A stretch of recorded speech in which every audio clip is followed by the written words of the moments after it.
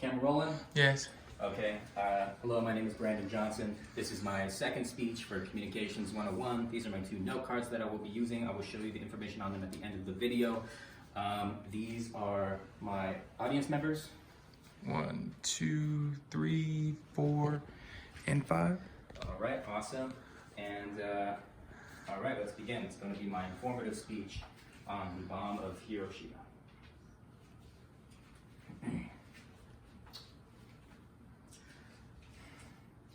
Imagine the year is 1945. The Second World War is currently being waged, and the battlefields across the world are in a constant state of turmoil. You, an average citizen of your nation, wake up one morning. You brush your teeth, comb your hair, eat breakfast with your family, and head off to work, school, or what have you like you always do. And then, out of nowhere, you begin to hear the sound of loud, blaring sirens in the distance, which is then followed by a bright flash of light that seems to engulf everything around you in a blinding white. Once the light begins to dissipate, you're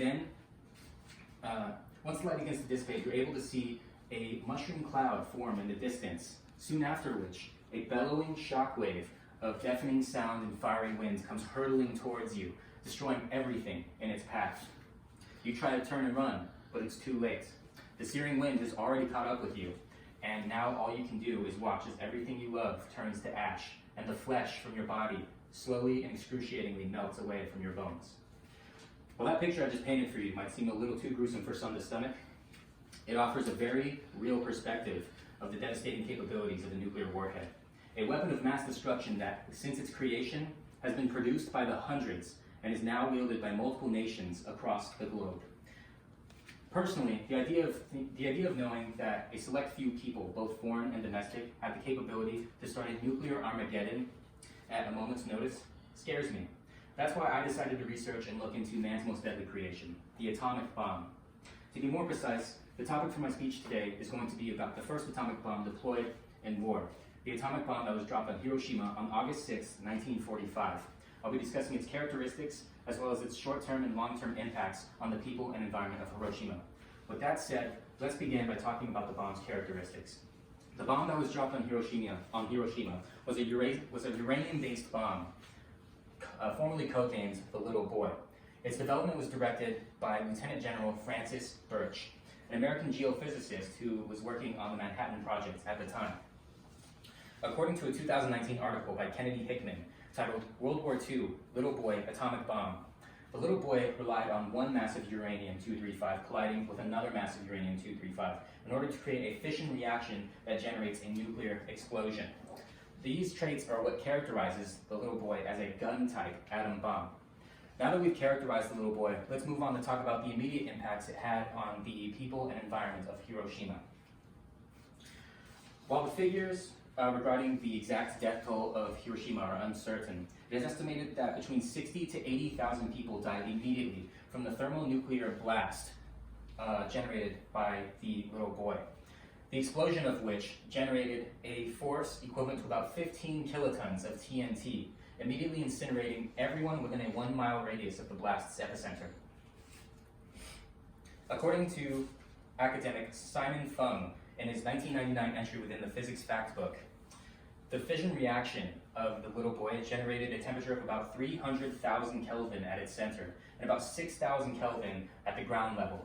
To put that into perspective for you, that's about 200 Kelvin hotter than the surface of the sun. As far as immediate environmental destruction goes, the blast from the Little Boy nearly wiped out every single structure within a 2-mile diameter of the blast's epicenter. According to a report compiled by the Manhattan Engineer District of the U.S. Army under direction of Major General Leslie R. Groves, only a small number, about 50 buildings, were left barely standing within that 2-mile diameter. And even those buildings, which were specially designed to withstand the shock of earthquakes, were completely gutted from the inside out, according to this study. Now that I've discussed the short-term impacts that the Hiroshima bomb had on the people and environment of Hiroshima, let's talk about the long-term impacts it had. Unfortunately, even after the initial blast of the Little Boy had subsided, the casualty rate continued to climb for the next few years due to a lingering presence of nuclear radiation. This radiation not only had an adverse effect on the people of Hiroshima, but also the local environment. While the estimates differ from source to source, experts and government organizations speculate that the casualty rate had climbed up to over 200,000 people within the first 5 years after the initial explosion of the little boy. To put that into perspective for you, the total population of Hiroshima before the bomb was about 333,000 people, only 13% of which were armed military garrison personnel. So if that figure is accurate, it can be said that the little boy killed or injured 60% of Hiroshima's total population. Among spikes in abnormal mutations and radiation poisoning and stillbirths and overall shortened lifespans, one of the worst after effects of the fallout caused by the little boy was a spike in leukemia, which is basically a cancer that negatively affects your body's production of blood cells and their functions. According to the Radiation Effects Research Foundation, 46% of Hiroshima survivors who developed leukemia between the years 1950 and 2000 can directly attribute their development of leukemia to the radiation produced by the little boy. As far as long-term environmental effects go, the initial blast of the little boy kicked up a massive amount of irradiated dirt and dust. This irradiated debris was then carried by the wind to the surrounding water, vegetation, and atmosphere. This posed a real problem to the local wildlife, such as local fish and land animals who would come by and consume this irradiated material, and thereby causing problems later down the road in their lives and thus hurting their natural ecosystem. In closing, I've discussed with you today the characteristics of the atom bomb that was dropped in Hiroshima, as well as the impact it had on the people and environment of Hiroshima, from the moment the bomb dropped to years to come.